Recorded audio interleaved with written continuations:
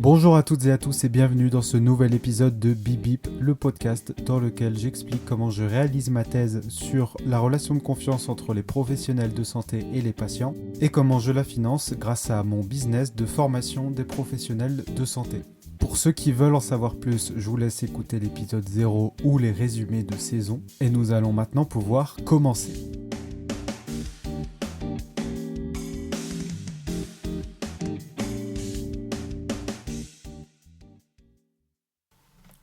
Cette semaine a été sous le signe d'un congrès, le Congrès international de psychologie sociale, dans lequel je suis allé de mercredi à samedi. Et je crois que j'ai pas fait grand chose d'autre lundi et mardi. J'ai dû préparer une publication. Ce qui fait que j'ai pas grand chose à transmettre, ou en tout cas ça va être un épisode thématique sur mon premier congrès international en psychologie sociale. Je vais pas vous expliquer en détail toute ma vie, mais plutôt qu'est-ce que ça apporte et un petit peu faire la promotion pour ceux qui font une thèse et peut-être expliquer à quoi ça ressemble aussi pour ceux qui veulent faire une thèse. Voilà, épisode spécial Congrès international de psychologie sociale. Alors avant de commencer à expliquer ce congrès, j'ai une petite nouvelle qui est très personnelle mais qui fait plaisir. J'ai enfin soumis la deuxième version de mon article numéro 1. J'en suis très content. Ça a été fait en plein milieu du congrès. J'ai beaucoup travaillé ces derniers temps pour le finir. J'ai pris sur mes week-ends, j'ai pris sur mes soirs, même pendant le congrès. Ça m'a extrêmement fatigué parce que en fait la nouvelle manière de faire cet article, elle est assez différente de la première, je l'ai déjà expliqué. Je suis passé d'une étude à deux études, j'ai quasiment inversé ma conclusion de mon intro, j'ai remis des hypothèses à l'endroit, je suis allé remobiliser des données d'une autre étude pour la compléter. En fait, c'est vraiment un nouvel article, c'est quasiment comme si j'avais réécrit un article en quelques jours.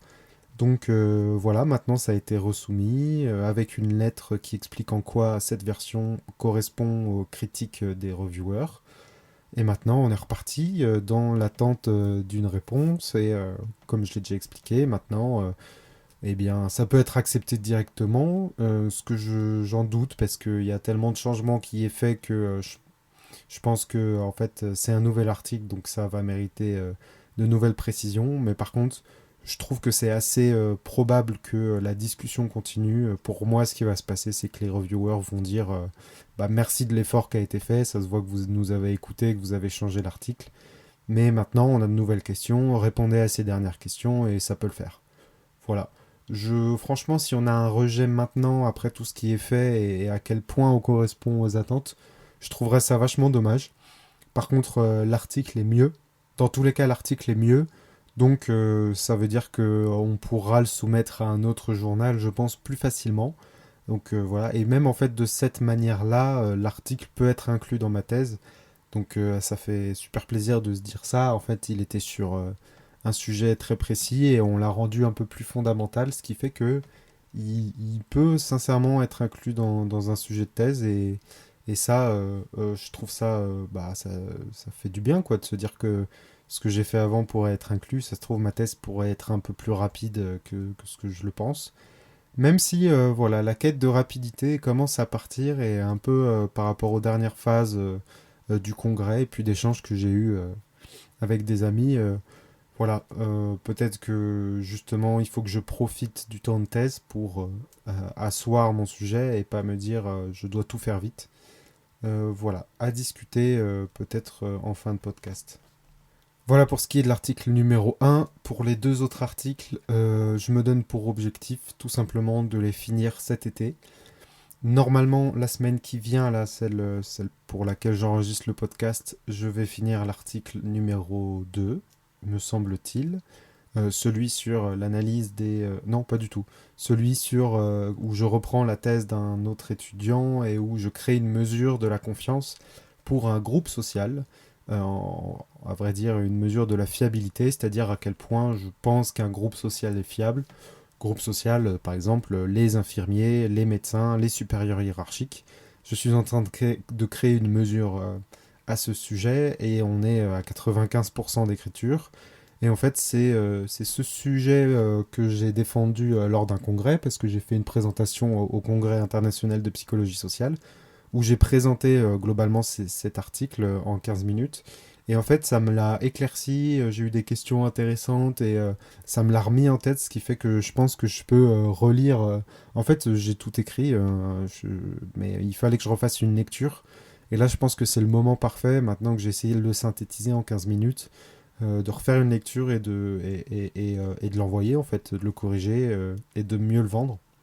Franchement, et c'est peut-être mon lien avec le congrès, je trouve que faire l'effort et l'exercice de résumer un de ces articles en quelques minutes, ça remet totalement en perspective ce qu'on a écrit et ça, en fait, quand on écrit, bah forcément, on a un point de vue très détaillé, mais justement pas assez général sur quel est le grand message, la grande histoire que je raconte et quelle est la structure que j'ai et que quand je raconte cette histoire.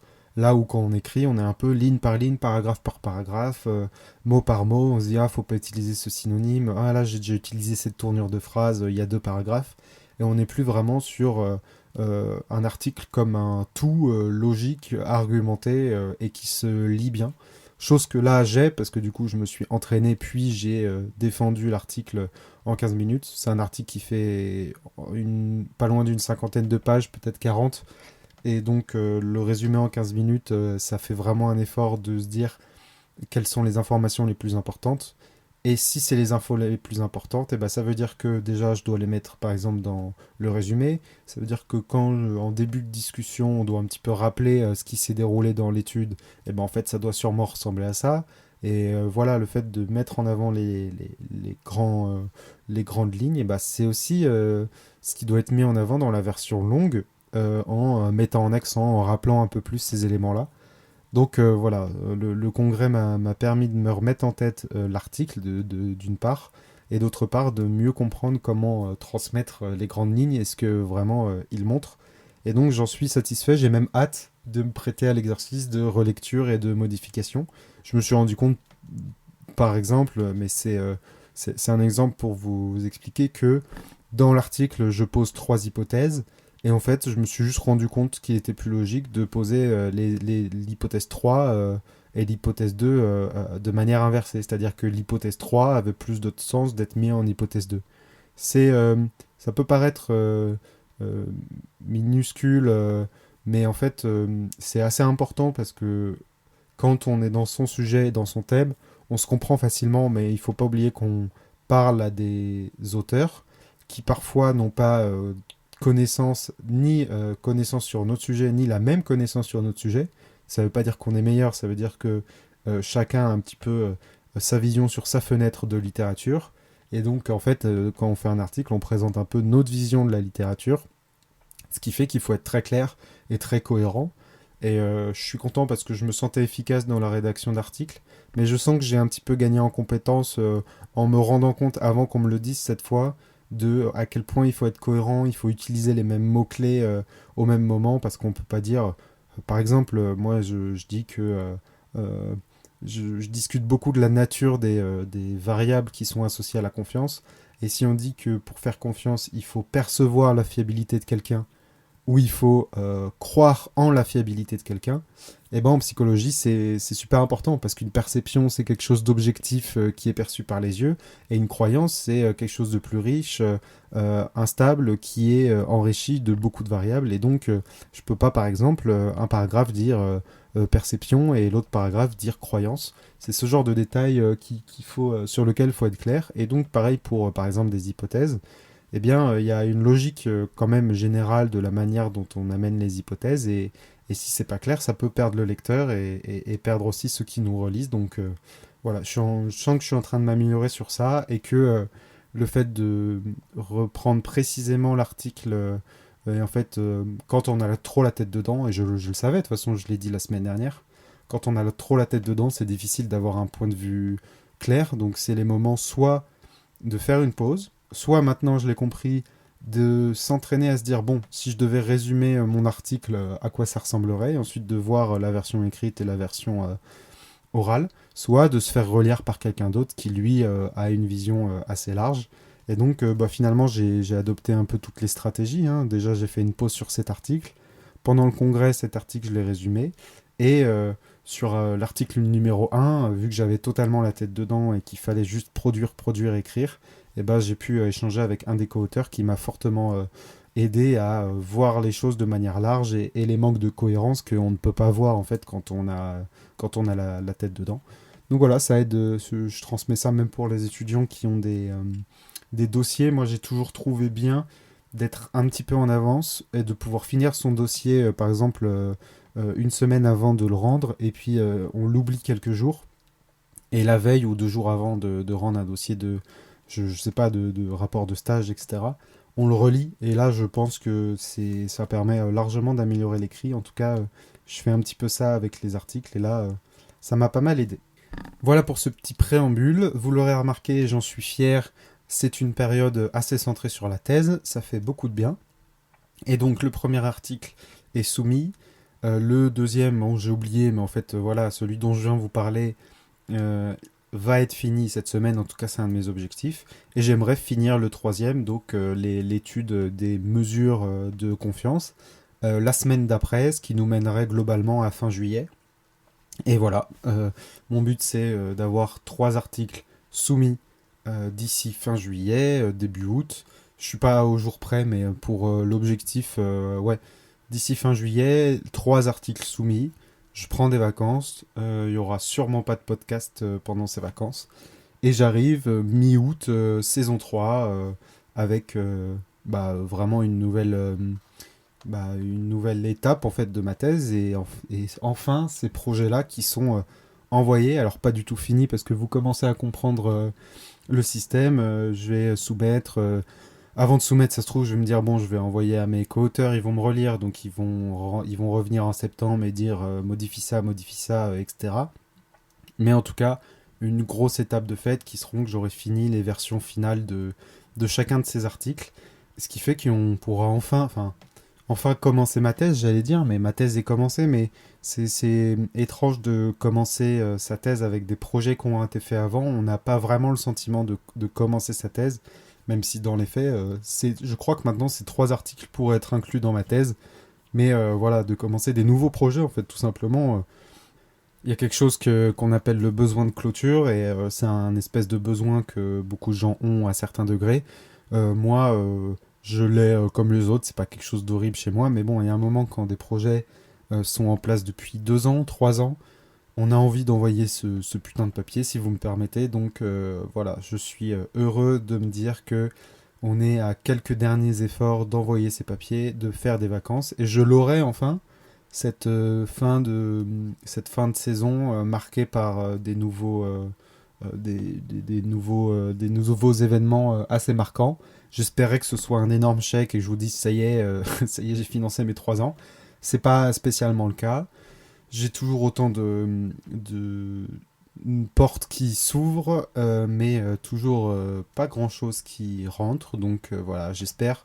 Je place beaucoup d'espoir dans la rentrée parce que déjà beaucoup de choses se passent à la rentrée dans le public. Et voilà, j'espère que ça va exploser à ce moment-là. En tout cas, mon but, c'est de prendre de l'avance pendant les vacances sur la thèse pour ensuite sûrement, et je l'espère, pas forcément perdre du temps à prospecter, mais juste perdre du temps à faire des prestations qui me rémunèrent à la rentrée. Et voilà, ça s'annonce plutôt bien. Je me rends compte en parlant que du coup, ça va un petit peu mieux personnellement, ça fait du bien en fait. Et ça fait du bien aussi de me remettre la tête dans la thèse. Et ça a été largement le cas grâce au congrès. Voilà, donc comme d'habitude, j'ai dit que ce serait sûrement un petit épisode autour juste d'un sujet et on est déjà à plusieurs minutes sur autre chose. Mais c'est pas grave, ça veut dire que je suis plus à l'aise à parler et que j'ai moins besoin de notes parce que j'avais quasiment rien noté, mais on est parti un petit peu en freestyle. Bref, tout ça pour dire et pour faire la transition vers le congrès international de psychologie sociale que j'ai fait toute cette semaine et que je vais vous expliquer maintenant. Alors, par où commencer? Le congrès a été extrêmement positif pour moi à plusieurs égards.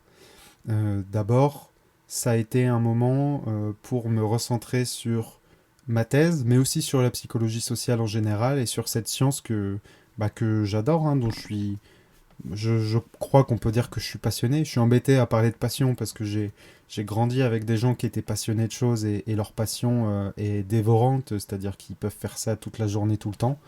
Moi, j'ai pas le sentiment que c'est mon cas, que je peux faire de la psycho tout le temps, quoique quand on y réfléchit, quand j'arrête de faire dans ma thèse, j'aime parler de psychologie avec mes proches, donc finalement, je pense qu'on peut plutôt admettre que c'est une passion, et en fait, voilà, ça m'a rappelé à quel point c'était quelque chose qui m'intéressait, et que c'est pour ça que que je faisais tous ces efforts. Je me rends compte que, enfin, je le savais, je l'ai vu venir, mais il me semble que je vous l'ai dit. Mais le fait d'avoir la tête à fond dans le guidon et surtout dans l'entreprise, ça fait un petit peu perdre pied et on se dit juste demain je dois faire tel objectif, après-demain je dois faire tel objectif. Et on oublie un peu que on fait tout ça pour faire la thèse. On le dit, mais en fait, quand je dis on oublie, c'est qu'on oublie le sentiment de satisfaction que ça produit quand on aura atteint l'objectif. En fait, c'est vraiment ça, parce que dire, enfin, je l'ai vendu justement, ça fait partie du travail que je fais une entreprise pour faire ma thèse, pour faire ma thèse, pour faire ma thèse, mais c'est juste devenu une phrase dans laquelle je recherche chez l'autre un intérêt, où je me dis c'est un argument presque marketing en fait. Alors que c'est vraiment ce que je veux faire, de la recherche. Et donc, quand je me suis remis dans l'écriture des articles et quand je me suis remis dans l'écoute de psychologie sociale à un congrès international, ça m'a fait revivre l'émotion positive que j'avais à travailler dans ce domaine. Et c'est en ça que ça rappelle en quoi c'est important et en quoi je suis intéressé par me trouver assez d'argent pour faire ça de ma vie. Parce que voilà, ça m'a rappelé dans mon corps et dans mes émotions à quel point j'avais envie de faire ça. Donc c'est super remotivant en fait. Ça a été très fatigant en termes de charge de travail et en termes même social, émotionnel, parce que je l'ai déjà dit, le social me coûte un petit peu. Et j'ai beaucoup travaillé en plus du congrès et même pour préparer le congrès, que j'ai fait ma présentation un petit peu à la dernière minute. Mais voilà, ça m'a rappelé dans mon corps et dans mes émotions que c'était pour ça que je faisais des efforts et que je travaillais. Et en plus, ça a remis dans la balance entre les émotions reçues de l'entrepreneuriat et les émotions reçues de la thèse. Eh bien, malheureusement, enfin malheureusement non, c'est un fait, mais là où je prends le plus de plaisir, c'est quand je fais de la psychologie sociale, quand j'écris des articles ou quand j'écoute des gens parler en cours et que je suis assis. Alors normalement, les auditeurs qui m'écoutent ne sont pas très loin de mon profil, mais je sais que c'est un profil qui pourrait étonner pas mal de monde, voilà, qui déteste s'asseoir et écouter les gens théoriser de trucs abstraits. Moi, c'est ce que j'aime faire et voilà, ça fait du bien de se rappeler ça. Donc d'une part, ça m'a remis les pieds dans ma thèse. Je ne sais pas encore comment je vais nommer cet épisode, mais j'aimerais bien le nommer la thèse dans le guidon. Contrairement à l'épisode d'avant, ouais, je me suis décidé, donc voilà, ce sera la thèse dans le guidon. Et donc voilà, je recommande énormément aux doctorants d'aller dans des congrès. Sachez que j'avais pas envie, sachez que c'était pour moi une étape comme une autre, une liste, un point dans ma liste des choses à faire qui allait limite me ralentir sur le côté pas universitaire justement professionnel. Mais ça a été très positif, déjà pour le fait de me recentrer sur ce que j'aime et sur mon objectif. Ensuite, ça m'a rapproché de ma direction de thèse et des doctorants qui sont associés à ma direction de thèse. Et c'est aussi pour ça que je recommande de faire un congrès, c'est que c'est le moment de redécouvrir un peu les personnes avec qui on travaille. Ça m'a fait un peu l'effet classe verte, alors que j'en ai fait peu, mais voilà, on passe un espèce de cap de convivialité et même d'amitié avec certains et d'affection avec d'autres, parce que je n'irai pas jusqu'à parler d'amitié avec ma directrice de thèse, ne serait-ce que par respect de la hiérarchie, mais en tout cas, on s'entend bien et ça fait du bien de s'entendre encore mieux et de passer du temps, en fait, de vivre ensemble pour limite un peu mieux se comprendre. Donc ça aussi, c'est un des points positifs que je ne vais pas développer. Je ne vais pas vous expliquer les soirées, mais en tout cas, pour promouvoir un petit peu le fait de participer à un congrès et d'y aller pas tout seul, c'est pas mal. Je me suis aussi rendu compte que les événements sociaux que j'ai fait du côté entrepreneuriat étaient bien plus durs que cet événement social-là, parce que finalement, c'est un événement aussi pour faire du réseau. Et donc, ce que j'ai fait, et je vous le dis parce que je vous le recommande, mais d'aller dans des salons, dans des journées, etc., quitte à pas être à l'aise et à devoir partir, hein, chose qui est arrivée, il y a des fois où j'étais pas à l'aise, et ben en fait, je trouve que dans le milieu entrepreneurial, c'est bien plus dur que dans le milieu académique. Peut-être parce que c'est plus fréquent, peut-être parce qu'il y a encore plus d'objectifs financiers finalement et que c'est un peu plus explicite qu'on doit faire du réseau, donc ça rend les choses saillantes et stressantes. Mais en tout cas, je me suis rendu compte que le fait de m'avoir mis dans des événements bien plus stressants, bah là, en fait, au congrès, j'ai vite été à l'aise. Et en fait, le fait de vite être à l'aise, bah, ça permet de pouvoir se faire des contacts et bah, j'ai pu aller parler à des gens. On m'a aussi, même principalement, mis en relation avec des gens. Par exemple, ma directrice de thèse qui m'a dit: ah, tiens, je te présente un tel, un tel. Et en fait, il s'avère qu'on m'a présenté des pontes de mon domaine, des gens assez connus, très connus même, qui sont considérés comme des experts dans un sous-domaine de la psychologie sociale, mais même des experts en psychologie sociale au niveau européen. Et donc voilà, ce dont permet un congrès aussi, c'est de faire de belles rencontres. Et donc je vais pas trop m'avancer ni dire de nom, mais j'ai eu du coup l'opportunité d'avoir des grands noms de la psychologie sociale française, francophone, européenne, qui m'ont invité dans leur laboratoire pour que je fasse un stage. Et donc c'est une opportunité en or de avancer dans ma thèse et enfin voilà, au niveau relationnel, en termes d'opportunités de carrière, c'est quelque chose qui est extrêmement favorable. Alors, encore une fois, et pour ceux qui suivent ma trace de financement de thèse, comme quoi l'entrepreneuriat aide beaucoup à la thèse, c'est-à-dire que j'ai autant eu d'habitude de faire des événements sociaux que d'habitude de recevoir des invitations et des potentielles collaborations dans ces événements sociaux. Donc des gens qui m'ont dit qu'on allait faire des choses ensemble, j'en ai connu, je pense qu'on peut quasiment dire, bon, peut-être pas des centaines, mais peut-être une centaine. Donc je sais très bien que entre ce qui est dit et ce qui est signé, rien n'est fait. Mais la porte est ouverte. Je pense qu'on est dans un milieu où, étant donné qu'il n'y a pas d'argent en jeu, on a moins de mal à faire aboutir ce genre de projet parce que voilà, quand dans un salon on dit ah on devrait faire quelque chose ensemble, ça amène du business, donc ça amène potentiellement une négociation, un contrat, c'est compliqué. Et je le comprends, hein, je critique pas du tout. Moi aussi j'ai dû faire des promesses et des suggestions qui n'ont pas été abouties. En tout cas là on est quand même dans un domaine où personne ne perdrait ni peut-être ne gagnerait d'argent, mais du coup c'est potentiellement que gagnant-gagnant. En fait, c'est soit gagnant-gagnant, c'est-à-dire que moi, je leur apporte un petit peu un œil neuf sur leur thématique où je suis au moins un peu intéressant, et soit c'est gagnant-perdant, c'est-à-dire que moi j'ai tout à gagner. Mais eux, à la limite, voilà, je sers pas à grand chose, mais voilà, je vais pas les empêcher de faire de la recherche. Donc, il n'y a pas, y a pas grand risque en fait à faire aboutir ce genre de choses. Donc, je pense que la balle est dans mon camp. On m'a proposé d'aller dans un grand laboratoire européen. Et il faut que je dise oui. Et surtout, au lieu de dire oui, il faut que je relance la roue, que je continue à discuter avec ceux avec qui j'ai discuté pour mettre en place ça. Parce que concrètement, dans mon petit domaine, et j'accepte que ce soit un petit domaine dans lequel personne connaît les gens connus. Mais globalement, c'est comme si un Zidane venait de m'inviter à m'entraîner dans son club. Et donc c'est quelque chose qu'on refuse pas et quelque chose sur lequel on relance. Donc voilà, j'avoue que ça fait extrêmement plaisir. En fait, je me suis rendu compte que mon thème de recherche était je vais dire à la pointe, mais à la pointe, ça veut pas dire excellent, mais au bout des recherches aussi en psychologie sociale, ça veut dire que mes questions sont celles que les experts sur d'autres domaines se posent aussi, et du coup, là où je pensais moi que mon sujet assez niche de la confiance serait mieux éclairci par d'autres thématiques.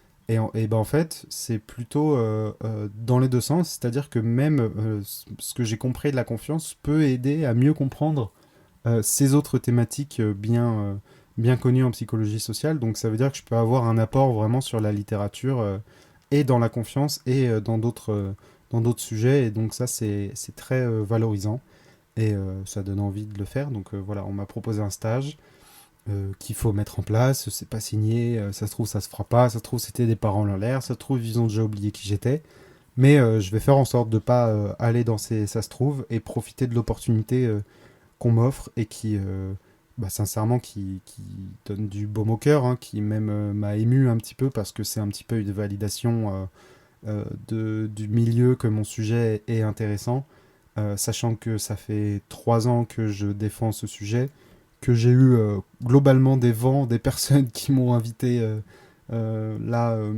chez eux. Donc c'est un petit peu une vengeance personnelle, pas négative, mais voilà, c'est des gens à qui avec qui j'ai voulu faire ma thèse et qui souvent m'ont pas, tout le temps m'ont pas répondu. Et ça fait plaisir de voir que après tant d'années, il y a de l'intérêt. Donc voilà, c'est une étape assez importante dans la confiance que j'ai en mes idées et en mon sujet. Et je le souhaite à tout doctorant, en fait, d'avoir la reconnaissance de ses pairs et la reconnaissance des auteurs qu'on a lus et qui ont fait qu'on a aimé notre discipline. Je le souhaite et c'est encore un argument pour lequel il faut aller dans un congrès. Donc voilà, étant donné que je tourne le podcast de plus en plus vers de la transmission, j'essaye en fait de faire la promotion des congrès pour les doctorants ou ceux qui vont en doctorat pour que vous vous rendiez compte à quel point c'est pertinent et c'est important d'aller à ces événements-là. Et en plus, de montrer que le modèle de financer sa thèse permet quand même d'avoir plus d'armes que d'autres, je pense. Et je prends pour exemple le fait que j'ai pu donner des cartes, mes cartes d'entrepreneur à des gens dans le salon, chose que j'aurais physiquement pas eu de carte si j'avais pas fait une entreprise à côté. Et en plus, j'aurais jamais eu le courage en fait de me dire ah, tiens tu veux ma carte, on se rappelle, voilà. Je suis pas non plus le plus à l'aise ni le plus extraverti, mais je me compare à moi, à moi avant, hein, pas du tout aux autres.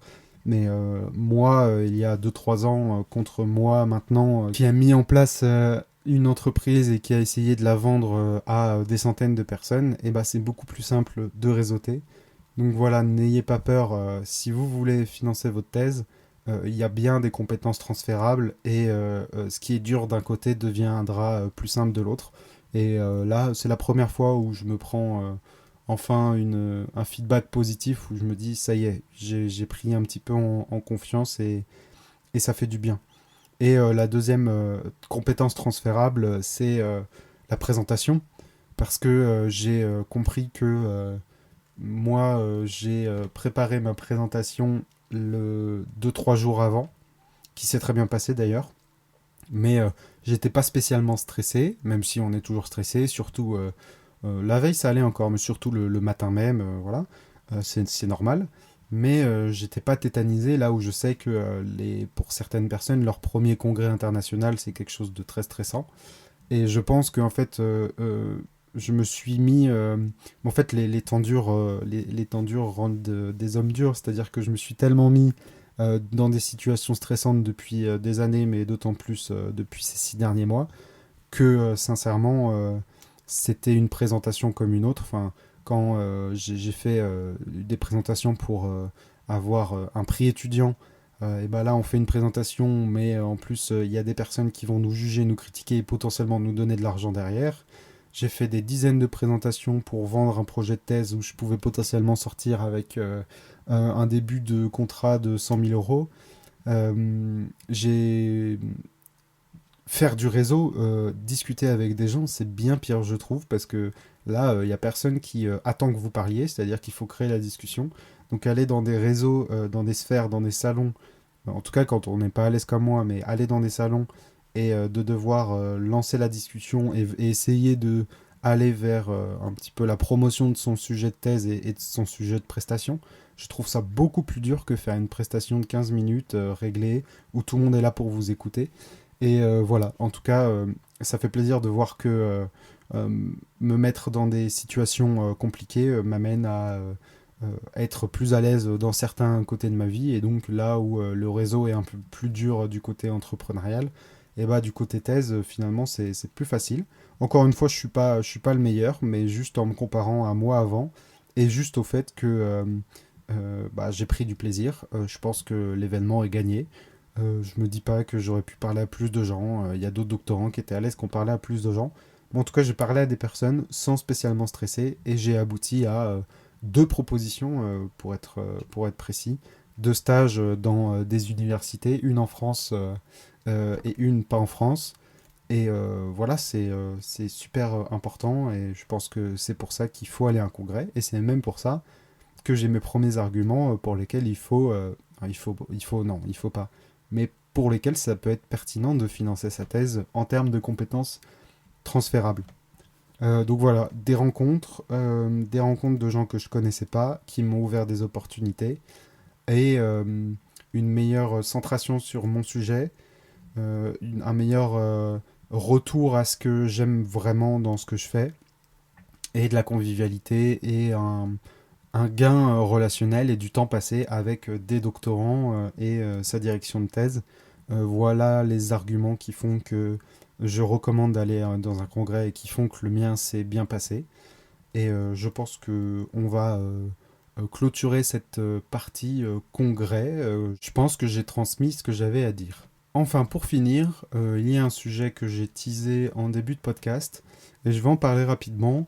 C'est que j'ai le sentiment que tout ça m'a rappelé que j'étais pas obligé de faire rapidement ma thèse, et que c'était même peut-être quelque chose de négatif de faire rapidement sa thèse, et que je m'en veux pas du tout parce que c'est très difficile de sincèrement être chaud financièrement et donc de devoir être rapide sur son évolution entrepreneuriale et de pas le court-circuiter à la thèse.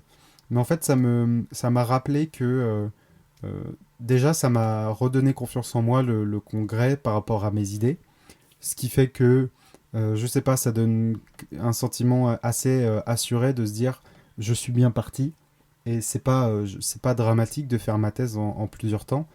Et je pense que c'est utile de trouver un rythme de croisière pour la thèse.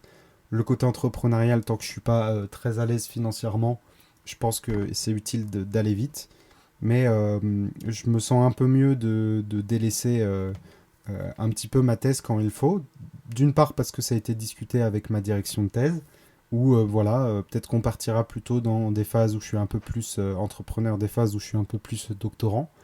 Et en comprenant en fait que le fait d'avoir du recul, c'était essentiel à faire une thèse, et qu'une thèse, si on veut la faire vite, on a tendance à la bâcler. Alors j'ai pas envie de tomber du tout dans le fait de j'ai le temps, j'avance pas, etc. Mais voilà, je pense qu'on ne peut pas et que c'est difficile en fait de faire une thèse en sprintant, avec encore l'analogie du marathon. Mais je pense qu'il faut savoir se laisser du temps, et peut-être que des moments d'alternance plutôt que des moments de co-occurrence peuvent être intéressants pour la thèse. Ça fait peut-être partie des choses que je vais réfléchir, ou je pense que je me laisserai surtout aller par le milieu. Sûrement en septembre, je vais avoir quelques cours à la fac, et puis il risque d'avoir des prestations qui vont tomber. Peut-être que ce sera un moment un peu d'écart avec ma thèse, mais qui rendra les choses positives parce que ça me fera vivre un peu dans le milieu dans lequel j'étudie. Et donc, je pourrais, je pense, revenir vers ma thèse avec de nouvelles idées. Et donc, voilà, c'est assez important que je garde en tête que c'est pas grave de pas faire une thèse vite. Là où pour l'entreprise, tant que je suis pas à l'aise, on va essayer d'aller vite. Mais pour la thèse, essayer de retrouver un peu de paix, un peu de calme. Et mais là, je le savais et c'est normal. Je me suis beaucoup pressé par pression de deadline, etc.